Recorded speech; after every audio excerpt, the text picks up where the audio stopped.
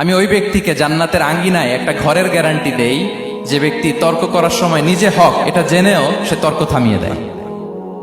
অনেক সময় হয় না, অনেকে পায়ে পাড়া দিয়ে ঝগড়া করতে আসে, এরকম আছে না নাই?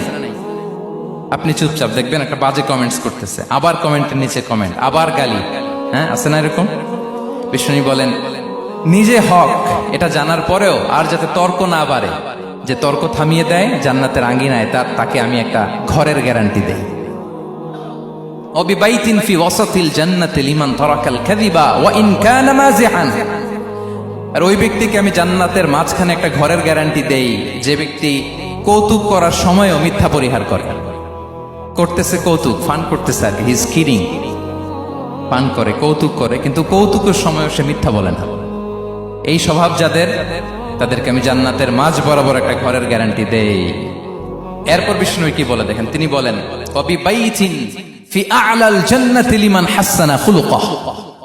আর জান্নাতের একেবারে হাইস্ট পিক অফ প্যারাডাইস, জান্নাতের সর্বোচ্চ স্তরে আমি একটা ঘর বা একটা বাসভবনের গ্যারান্টি ওই ব্যক্তিকে দেই যে তার আচরণটা সুন্দর করেছে,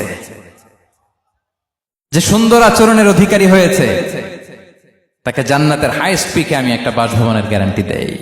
তাহলে বলেন তো আমাদের আচরণটা সুন্দর করার দরকার আছে না নাই? এটা খুব ছোটখাটো একটা আমল, তাই না? কথা বলেন, দক্ষিণ কোরিয়া প্রবাসী ভাইরা আওয়াজ করে বলেন, এটা কি ছোট আমল? দেখলে সালাম দিব, সুন্দরভাবে কথা বলবো, ভালো উইশ করব, হ্যাঁ, হিংসা জিঘাংসা অহংকার থেকে মুক্ত থাকবো, খিটখিটে মেজাজের হব না, অলওয়েজ স্মাইলিং ফেস থাকবে আমার, হৃদ্যতাপূর্ণ আচরণ। এই কাজটা কি ছোট আমল? আওয়াজ করে বলেন, এই আমলটা কি ছোট না বড়? প্রিয় ভাইরা, বিষ্ণু ইসলাম সবার সাথে এরকম মাধুর্যতাপূর্ণ আচরণ করতেন, ছোট থেকে বড়, নারী থেকে পুরুষ, বন্ধু থেকে শত্রু, সবার সাথে সুন্দর আচরণ করতেন।